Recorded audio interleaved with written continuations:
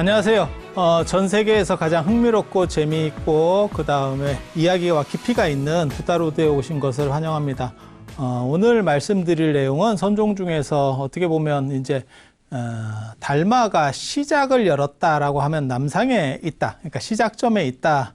남상이라는 말이 이렇게 뭐 어떤 강이든지 간에 처음에는 물이 이렇게 똑똑똑 떨어지는 찻종지 같은 데를 남상이라 하거든요. 그리고 이제 본격적으로 쫙 이렇게 시작되는 그러한 지점쯤에 있는 분이 이 홍인 스님, 오늘 할 홍인 스님, 그리고 이제 앞으로 그 홍인 스님 제자인 이제 해능 스님, 뭐 이렇게 나온다고 보시면 돼요. 그래서 어떻게 보면 오늘 이제 홍인 스님에게서 틀이 갖춰지는 굉장히 중요한 시간이라고 보시면 됩니다.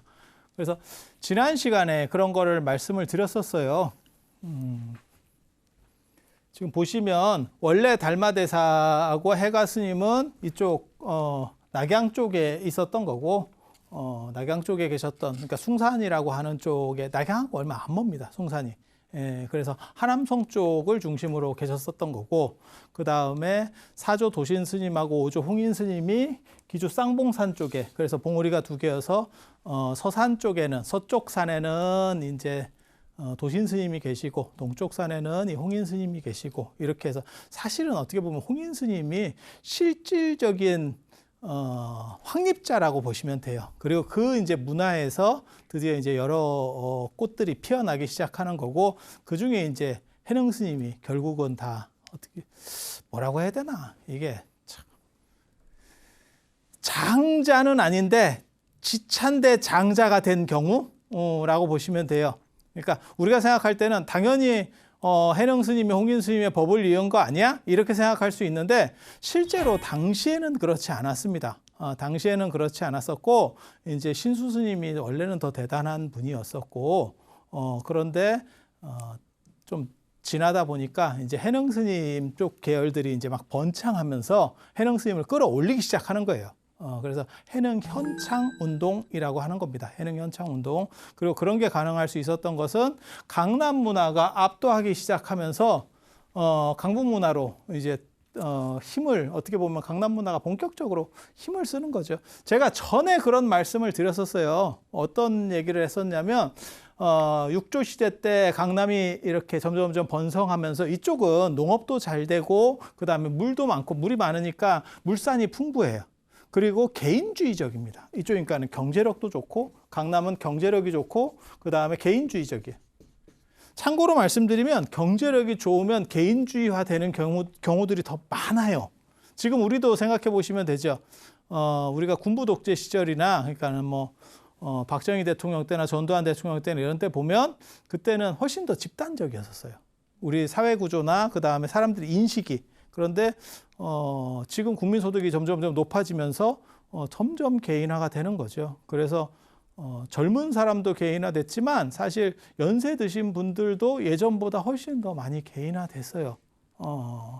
물론 젊은 분들에 비해서는 좀 그렇게 됐죠. 그래서 경제력이라고 하는 게 상당히 중요합니다. 그래서 이 강북 쪽은, 요 강의 강북 쪽은 여기는 정치 중심적이고, 그 다음에 군사적이에요. 그래서 이쪽이 힘으로는 밑에 쪽을 이기는데, 이거는 특별한 시점에서 이기는 거고, 그러니까는 뭐냐면 이제 전투라고 하는, 전쟁이라고 하는 그런 상황 속에서 이기는 거고, 경제가 안정이 되면 경제가 힘을 쓰기 시작하는 거거든요. 그래서 강남 문화가 올라옵니다. 이렇게 강남 문화가. 그래서 결국은 나중에 이 강남 쪽 것들이, 강남의 어떤 흐름, 이런 것들이 위로다가 올라오게 되는 그런 걸 반영한다라고 보시면 돼요. 그리고 이것과 비슷한 게, 나중에 제가 천태종 얘기도 잠깐 해드리겠지만, 천태종이 수나라 때 지배 이데올로기였는데 어느 순간에 골로 갔습니다. 골로 간 이유는 뭐냐면 강남 문화라서 그래요. 강남 문화에서, 그러니까 수나라 같은 경우는 이 강남 문화를 중심으로 해서, 물론 수도는 그때 강북의 장안 쪽에 났었지만 실제로 통일되기 전에 이 강남 문화를 기반으로 해서, 그래서 천태종 같은 경우가 천태산도 있고, 그 다음에 강남에 저 남경, 요즘으로 말하면 남경입니다. 그 남경을 중심으로 해서 이렇게 세력권을 펼치고 있었거든요. 그러다가 갑자기 수도가 강북으로 올라가 버리니까, 그러니까 우리식으로 말하면 그거예요. 부산 중심으로 해서 세력권을 만들었는데, 거기가 중심지였는데 통일되고 나서 갑자기 수도가 위로 올라가 버린 거예요. 서울로 올라가 버린 거예요. 그러니까 그 사람들 입장에서는 뭐 무슨 생각을 하냐면, 야, 이거 서울로 버리고 이쪽 지지 기반이 좀 약화되더라도 버리고 갈까? 여러분이 사업하는 사람이라고 생각해 보세요. 이걸 내가 버리고 갈까? 안 그러면 그냥 여기서 좀 찍히고 있을까? 이게 이제 선택인 거죠. 이런 선택은 언제나 나와요. 그러니까 수도가 중심지가 이쪽이었다가 남경 중심이었다가 갑자기 장안 중심으로 바뀐 거예요. 그런데 대부분의 사람들은 이쪽 중심이었으니까 그러니까 뭐가 똑같은 거냐면 경주가 천년 수도였었는데 고려가 들어서면서 개성이 수도가 된 거야. 자, 경주에서 집을 팔고 개성으로 갈 거냐? 안 그러면 그냥 나는 경주에 있을 거냐? 그러면 개성으로 간들, 이쪽으로 간들 뜬다는 보장이 있어요? 확실히 된다는 보장이 있어요? 그러니까 사람들이 어떻게 생각을 많이 하는 거냐면 그냥 여기는 안정된 기반이 있으니까 그냥 여기로 가자. 그래서 똑같은 생각들을 한 거예요. 그래서 천태종이 여기서 이쪽으로 못 움직였어요. 그래서 천태종이 골로 가는 거예요. 한 방에. 시장이 바뀌었는데 거기에 적응하지 못한 거예요. 그 대신에 뭐 화엄종이나 뭐 법상종이나 이런 것들은 이쪽에서 안 떴어. 그러니까 여기 가서 어떻게 좀 안 되는가 싶어가지고 그 종남산에서 다 대기하고 있는 거예요. 그게 종남산에서 이렇게 찝쩍거려 보고 뭐 이러다가 야, 이거 됐는데 이러면 그러다가 확 뜬 기업이 확 뜬 종파가 화엄종인 거고 현수종인 거고. 그리고 이 강남이 그래서 강남 쪽은 원래는 안 됐는데 문제는 나중에 이 해능 쪽만 위로 올라가는 게 아니고 실제로는 나중에 천태종도 나중에 올라갑니다. 이제 현계다면이라고 하는 분이 그게 왜 그러냐면 강남 바람을 타고 올라오는 거예요. 이제는 강남 바람을 타고. 우리도 똑같다고 보시면 돼요. 서울에서도 강북 쪽에 내가 뭐 사대문 안에 원래 살고 있었는데 강남이 막 개발되면서 막 뭐가 되고 있었어. 야, 이거 팔고 저쪽으로 갈까? 여기 이거 팔면 저쪽에 가면 이거 몇 배를 받을 수 있는 상황인데 처음에 개발 초기에 야, 그래도 여기는 안정됐는데. 예, 그러다가 하다가 싹 뒤집어지는 거죠.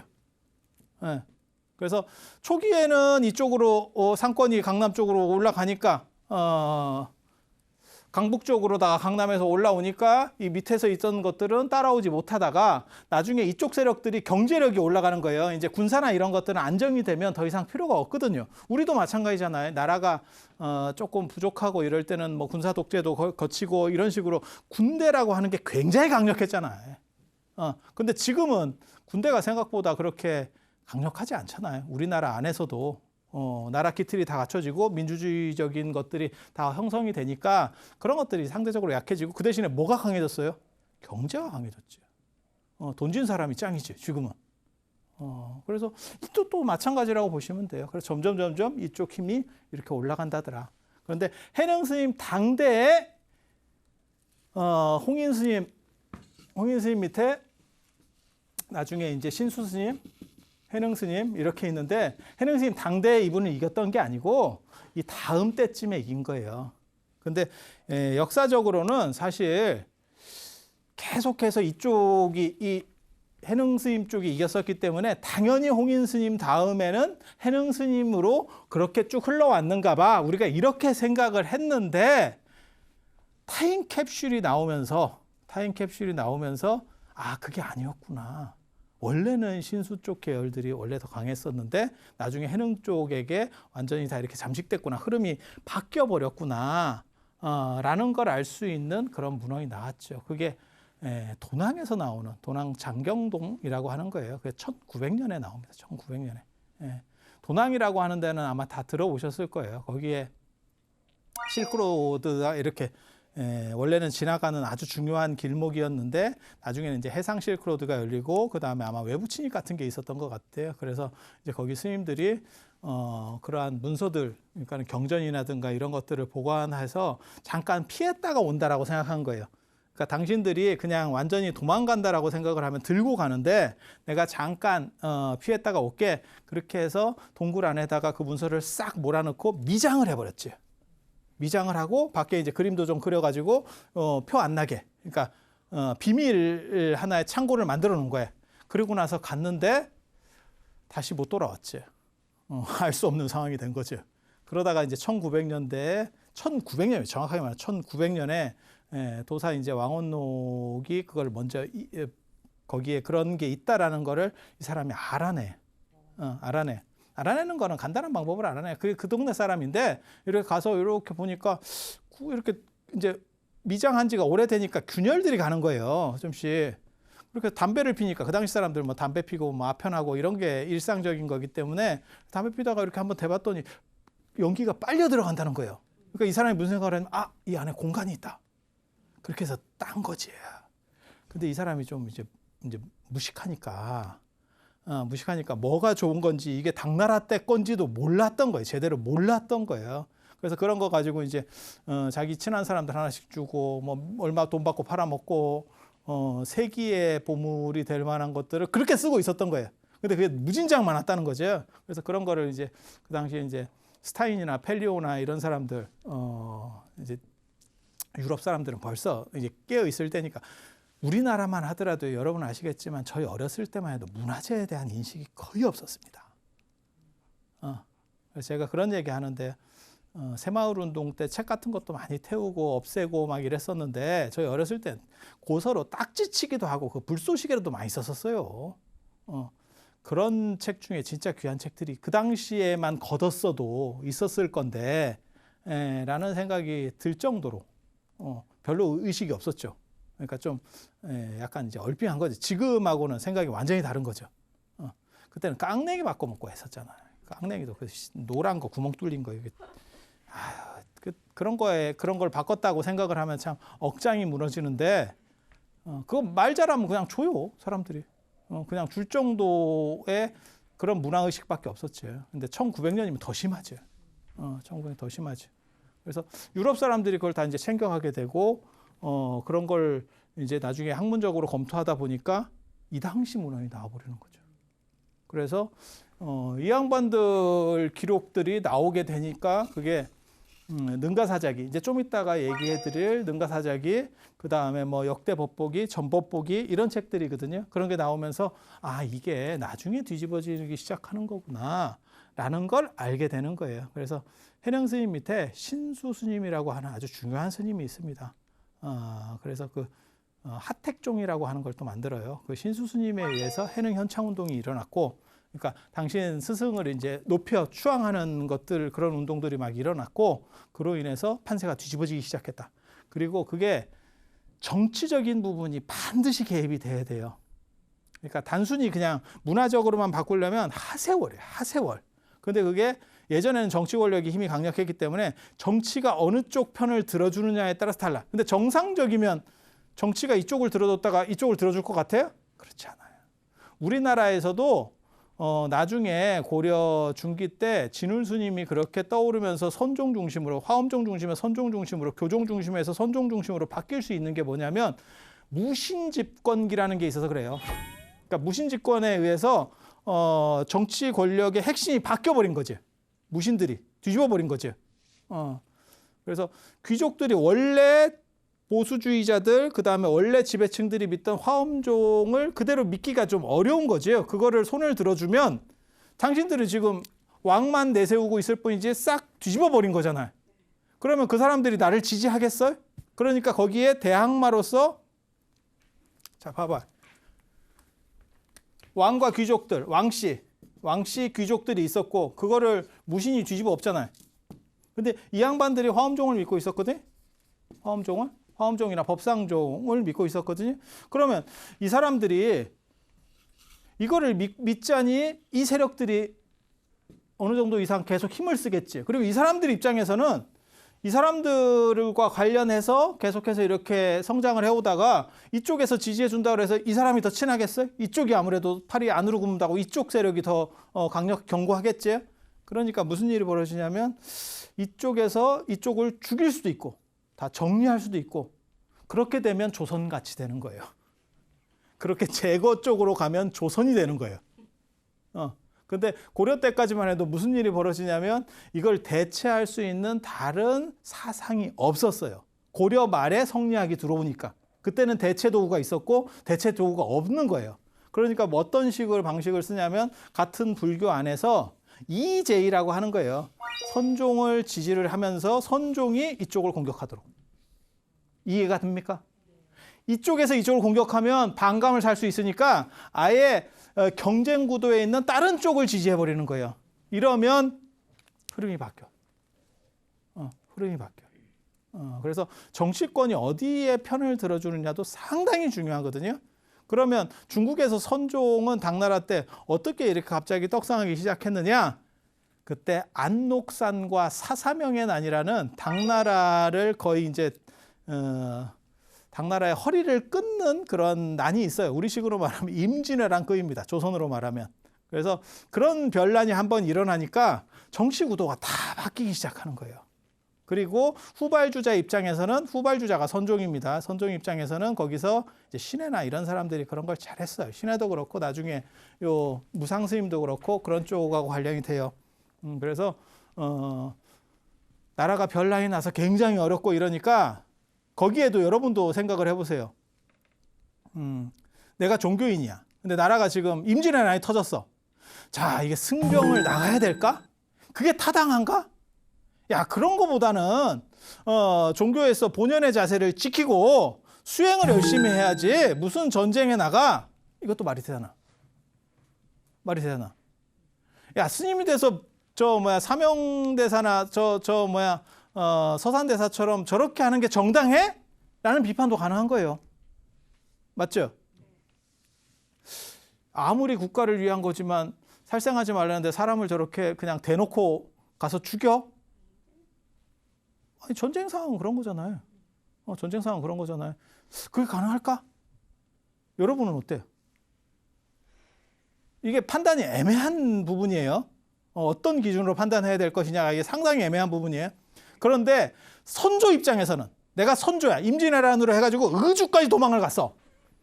그런데 똑같은 스님인데 한쪽은 싸워주는 스님이 있고 나를 위해서, 한쪽은 이게 그거는 윤리 도덕적으로 맞지 않는 것 같아. 그건 살생이야. 이렇게 얘기하면 어느 쪽으로 선조가 힘을 실어줄 것 같아요? 싸우는 쪽에 힘을 실어주겠지. 그건 100%겠지. 아니, 그냥 생각해봐도 그렇지 않아요?